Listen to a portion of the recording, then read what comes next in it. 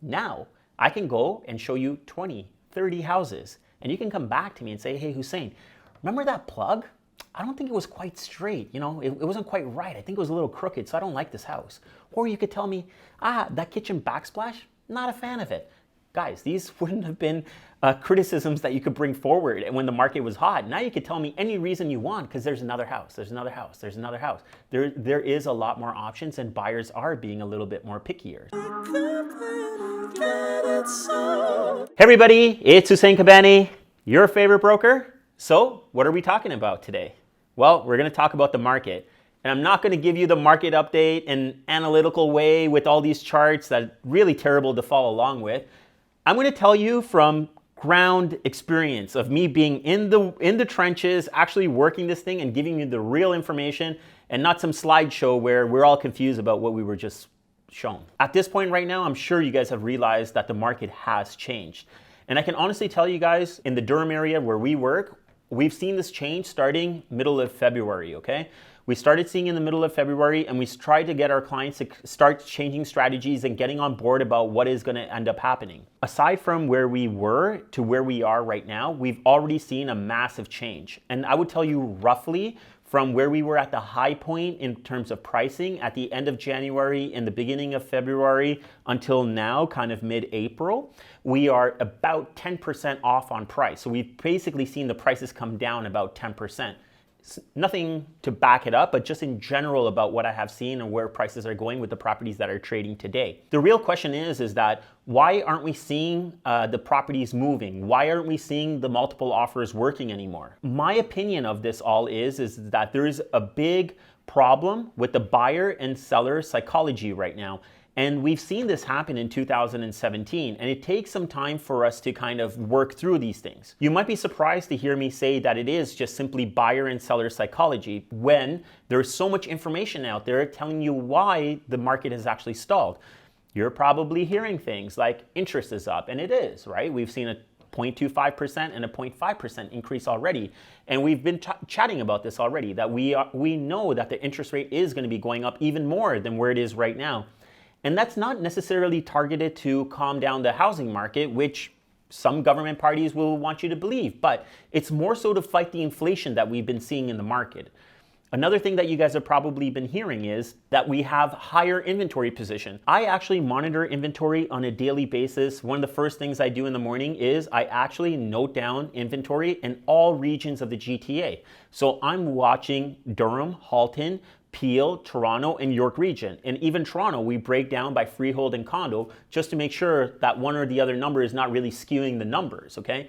And what I can tell you is that if I look at my chart from last year to this year, the inventory is basically the same. So it's not really an increase of inventory. And just to circle back again about interest rate, people are already being qualified at a higher rate than what is even being offered to them right now. So it's not really an affordability issue or the interest rate has gone up. And again, like I said, it's not really the inventory issue as well. Some might say, oh, it's the foreign buyer taxes that have been levied. It's really not that. Like, I work in the Durham region. I dabble a little bit in Toronto, in Markham, and these areas. And I really haven't been working with any foreign investors. I've been doing this for 11 or 12 years, and very, very rarely do I come across foreign buyers. Most of my buyers and sellers are buying for the first time. They're move-up buyers, they're move-down buyers, or they're retiring and they're moving somewhere else completely. And we do quite a bit of volume as well. So from our experience and the data that we have, it's not really the investors that are affecting this market either. Also, some people are talking about other factors, which may be, government intervention with like, development levies and things like that. And for sure, that is going to, in the long term, have an effect on pricing. But I think what we need to understand is that all of these things take time to actually take their effect in the market. And these things they're talking about right now, nothing has been implemented either. Circling back to what I really believe is the issue in the market today, it is the psychology, okay? So the easiest example I can give somebody right now is that if you were a buyer with me middle of January, I could barely show you 2 to 3 houses. And then if you like one of those houses, I would chase you around the house with my iPad with the offer drafted and say, you gotta sign this thing like right now, or we have zero chance of buying you a house. And not only that, once you sign it, we're going to go compete with 30, 40, 50 other offers, okay? And there's a great chance you're not even going to get this house. That's what we were dealing with at the height of this market at the beginning of the year. Now, I can go and show you 20, 30 houses, and you can come back to me and say, hey, Hussein, remember that plug? I don't think it was quite straight, it wasn't quite right. I think it was a little crooked, so I don't like this house. Or you could tell me, that kitchen backsplash, not a fan of it. Guys, these wouldn't have been criticisms that you could bring forward when the market was hot. Now you could tell me any reason you want because there's another house, there's another house, there's another house. There is a lot more options and buyers are being a little bit more pickier. So there is that mindset right now. Because this has changed and the buyers were used to going into an offer presentation, paying a crazy number over asking, competing with all these offers. Now all of a sudden you have choices. You may probably not have to compete with anybody, and you might even be able to negotiate a price at this point.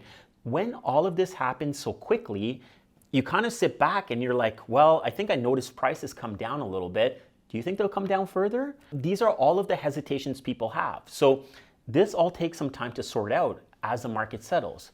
One of the other bigger things right now is there's a massive confusion with the listing prices in the MLS or realtor.ca system where you guys are looking for homes. Now, when you look at a home, you don't know. Is this person holding back offers? They've listed at $1.2 million. Is that what they want? Or do they want $1.5 million? Or can I get this house for $11.75? It's a huge confusion. Even it happened to me with one of my listings because I am looking around and I'm saying, hey, what's going on here? Why are we not able to even get showings on this property at this point right now? I went on realtor.ca, I looked at my listing, I scrolled down and it shows me similar listings in that section. And in that similar listings, it shows me other listings around the area. It shows me another property that's very comparable to mine, listed again around the same price, about 1.4 million. There's another property listed a little bit higher than ours in the same area. And the property example that I'm giving you, we're very close to Pickering Ajax border. Our properties are in Pickering. The other property that it showed up was in Ajax. It was actually a detached double car garage home, which we all have single car listings up for right now. And what happened is that our numbers at 1.4 were actually negotiable at those numbers. The one that we saw in Ajax, that's much bigger, has a double car garage home. It's not far. It's like 7 or 8 minutes away from our listings, and it shows up at 1.4. But when I go into my broker system, I'm seeing that they have an offer presentation. So I know that they want more than $1.4 million. And I was pretty sure that they were going to get more than $1.4 million.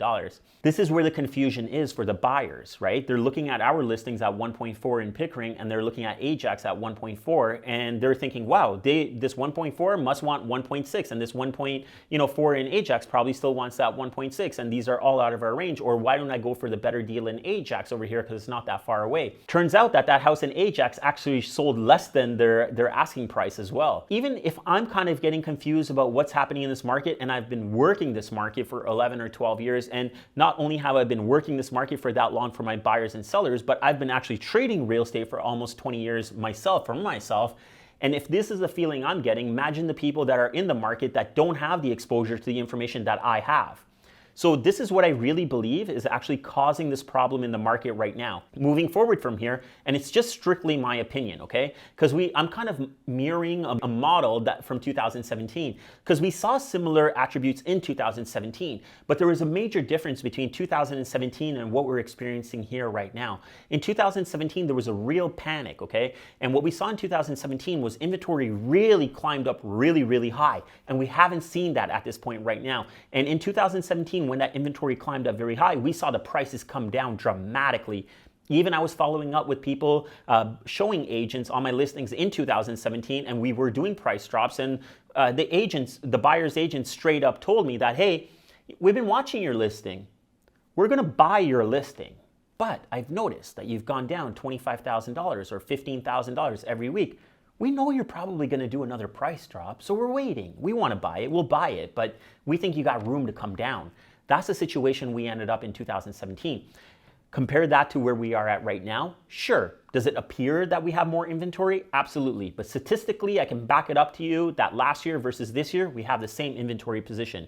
And we haven't seen the prices go down that crazy, okay? A 10% decrease in pricing, roughly, is acceptable in my opinion right now. It sucks If you're the one that just bought a place and you didn't sell a place and you weren't in the market and you could have waited a little while, maybe, but that's just playing the market. But if you're in there for the long run, as I always speak about, you're going to be just fine. But what I see happening now, moving forward from where we are, this is going to take a little time to settle, okay? What we're seeing right now is more people starting to price to where the market price actually is, because these offer presentations are not working out, okay? So now we're seeing more and more listings priced at the market value.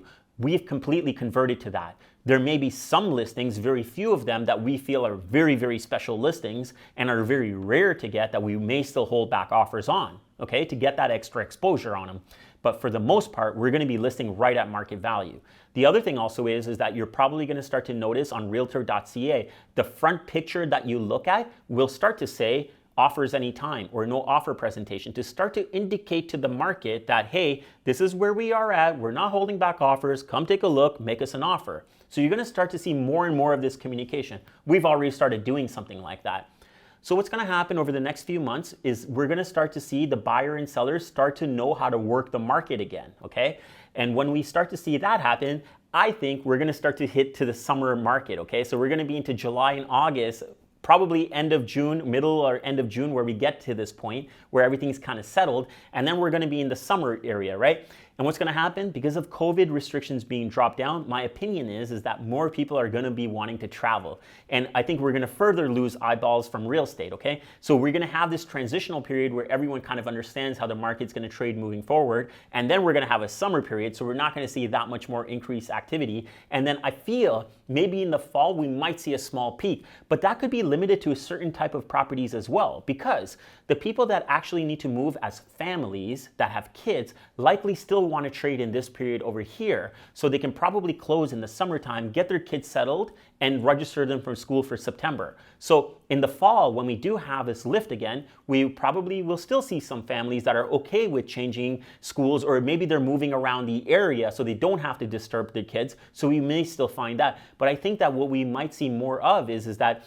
we might see more of couples without kids or younger kids making these type of transactions. And those property types are going to be different type of properties. You know, where we have a detached double car, 4-bedroom house, which we geared towards families, those properties may not get that same lift as maybe a condo or a townhouse where someone is just starting off at.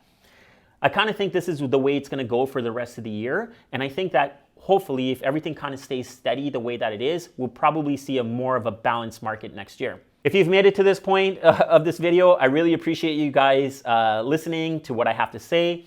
I'm really interested in your opinion as well of what you guys are seeing and what you guys think is going on in the market, and also where you think it's going to go. So either give me a call, send me an email, or just leave your comments below. I'll be responding to them for sure. So that's what I got to tell you guys. Hope you guys enjoyed this video. Until next time, remember one thing: get Kabani, get sold. Sell it, sell it, sell it, sell it, sell it, sell it, sold. Sell it, sell it, sell it, sell it, sell it, sold. Sell it, sell it, sell it, sell it, sell it, sold. Sell it, sell it, sell it, sell it, sold.